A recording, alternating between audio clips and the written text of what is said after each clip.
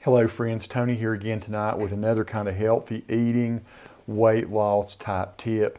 Actually, I thought I'd do two tips. I did two tips yesterday. I want to kind of get these things out here as fast as I can. This is just going to be talking tonight about a couple of strategies that have been really big time working for me. Here again, I'm not an expert. I am a person that's exercised a lot in my life, and I've been athletic and involved in sports.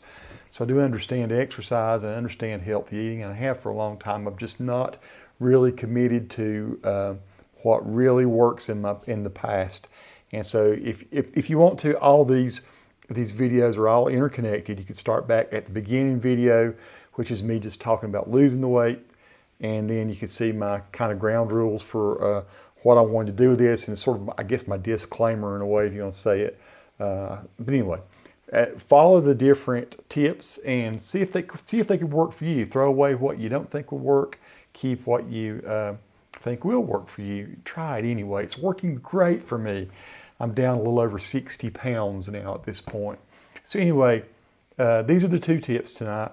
One is cut the sugar and empty calories. Here's the thing. You can't cut all of them. And I don't think you should go cold turkey necessarily. I'll tell you, of the only thing I went cold turkey on this time with my diet efforts, I say diet, I still don't even think I'm dieting. I'm just eating the right kinds of stuff. I'm replacing the bad stuff with good. The only thing I did do cold turkey, just flat stopped with, is anything that had a lot of refined sugar in it. Now, if it had honey in it, if it had, I've even cut a lot of honey out by this point. But if it were fruit, folks with diabetes will scare the bejesus out of you, get you where you're afraid of grapes, or get you where you're afraid of apples, or peaches, or cherries, or something. Yeah, I've got a great doctor. His name is Tom Meek, awesome doctor of osteopathy, just a killer doc. And so I'm going in there with my A1C. I find out it's 9.6, which is terribly high. And I said, Tom, what should I do first? He said, well, big thing is cut the sugar. I said, well, should I not eat fruit or anything too? Because we talked about the food I should eat. He said, I'm not going to tell anybody not to eat fruit. He said, yeah, that's not the kind of sugar that goes super fast into your system and that your body just whacks out over.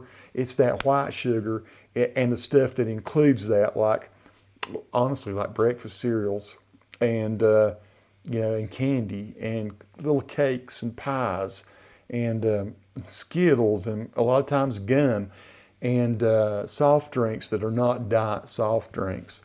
And I'm going to talk about diet soft drinks, which I don't think there's so much bad about them. I'm going to raise the hairs on the back of some people's neck by saying that. But I've got no big problem with diet drinks. We'll talk more about that later. That'll be another episode.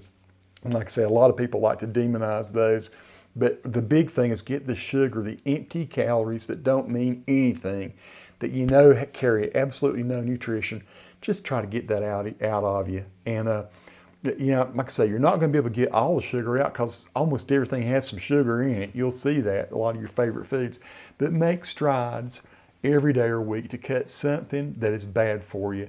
And then more importantly, replace it with something that is great for you. So, I have to tell you, I suffer big time with chocolate. Right now it's crazy. It's August of 2020. I have not had chocolate in my system other than I had some chocolate hummus, which didn't have a lot of sugar in it. And Tom Meek was one who told me about that. But that's the only chocolate I've had in my body since November of last year. Holy crap, that's a long time for me to go without. I think maybe I've gone 6 or 8 weeks without chocolate before that at any one time. I mean, man, I'm just hooked totally on it. But I've had no cookies, nothing, anything that had, what did I start eating? I started eating cherries. You know what? And I know I was probably eating too many of them at first, but I'll get cherries and grapes. And what else I eat sweet? I mean, I did eat some yogurt and stuff. I'd put stevia and stuff in Greek yogurt, but I sort of started getting away from that and just going to natural type fruits and eating a lot of fruits. Bananas, hey, all these things have sugar in them. Like I say, they'll get demonized by some people. Some folks in a bad stage of diabetes might not be able to eat those. But I'm here to tell you, you'll lose weight. Now, the first bowl of cherries I ate was this big. I must have eaten I don't know if I ate 200 cherries. I ate 100 cherries probably. It's full of pits after I got through eating that. But what I started doing is, as my body started not needing the sugar a little more, I'd just back off some. But at least I was eating something that had vitamins in it, that had fiber in it, that had minerals and things that my body needed. So I've made the better choice, not always the best choice, but the better choice. And the better choice would be to get that sweet fix off of fruits. Then my other tip I'm going to give you, which we all know this, and believe me, I'm going to get into some more exotic tips a little later on. But this is the old tried and true, and I just thought I'd put in maybe a little bit of a new spin on it. It's just move more, walk more. We know we need to do this. Listen, working out and weight loss, you can kill yourself working out, and I've done that so many times before. The pattern that I got into that was a bad pattern is I was a basketball player and a football player. And in the fall of every year, I'd try to gain some weight. I'd try to bulk up a little bit. I'd try to, eat a little bit more, eat a little heavier. And typically when I played high school ball, I played about 215 pounds. And then when it come basketball season, I'd drop about 25 pounds. I did this every year. I would just starve myself, man. And I would work out, run. And I'd lift weights a lot during the big leading into football season. And then I would just run fast and get down typically about 190 pounds, 195. I'd lose 20 to 25 pounds every year, just up and down. Not good for you. And, I'm not going to do anything. I'm not going to put my body through anything like that. I'm too old to do that. And you know what? It really doesn't make good sense anyway. You ought to pick a sport if you're an athlete and be really great at that one sport. Or find a sport where it doesn't matter that you weigh more or less all the time, right? Or learn how to be a great basketball player and be a little heavier, or a great football player and be a little lighter, or to switch to football or basketball and baseball or track or something where you can stay about the same shape.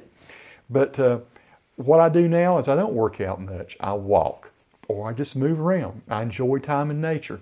I hike if I have the opportunity. I go out and visit people. If I'm not sitting on my butt in a chair watching TV, snacking, if I'm standing, going to somebody, going hanging out at the fence and talking with my neighbors for 30 minutes or something, or go visit somebody that needs some uplifting or whatever like that, I'm not sitting there gorging myself and getting fat. I'm up doing something and I'm burning some calories. Go see things that are close at hand. You don't have to spend a lot of time or money or travel far to go see something that's interesting or do something. Pick some things around you that you've maybe never seen or done before. One of the things I do, I take my dog, I go down to the hospital down here in Valdez, and I walk around the entire campus. And it's a relief and kind of a good thing for my mind and my body, and the dog loves it. So walking your animals, fine. But what I'm saying, go to places that might be unconventional and get some inspiration and some exercise and all. Just going out and noticing things and experiencing things that you've never paid attention to before.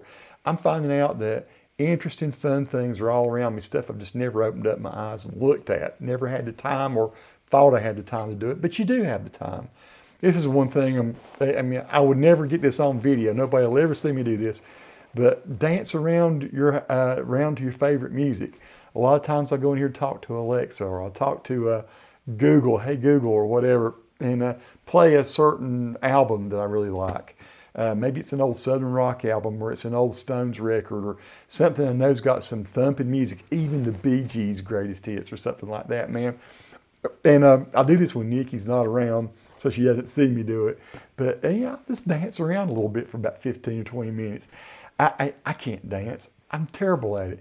But I tell you what, I'm having fun experiencing music that I love, and just getting back to what I loved about music in the beginning, which was that it made me move. It moved me, but it made me move.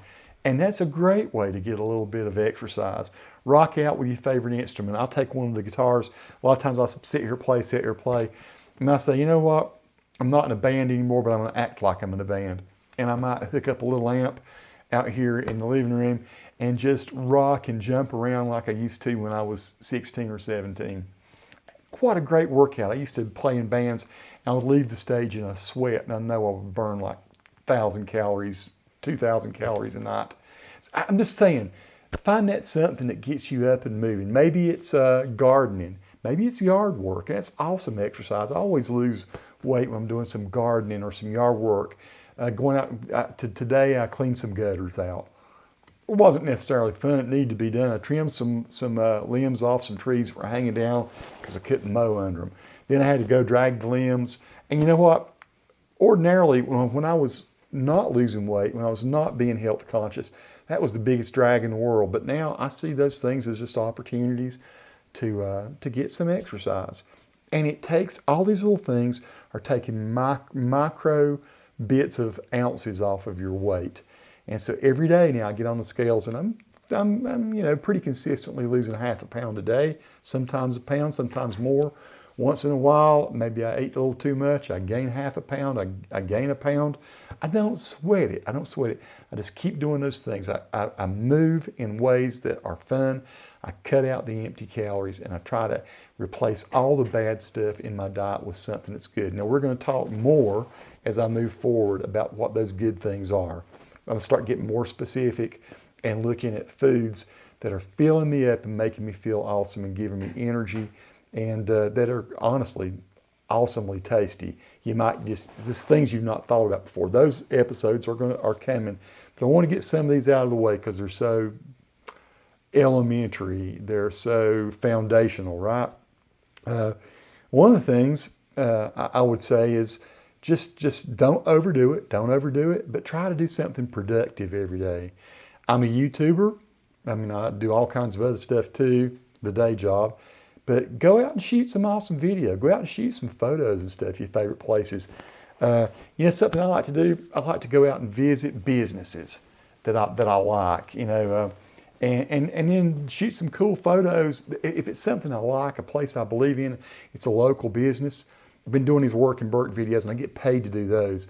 But like my favorite barbecue place, or my favorite place to do my tires, or just anything that I'm impressed with, I'll go visit with them. I say, hey, I'd like to do a YouTube video, shoot some photos, share it on Facebook, do some stuff to boost your business.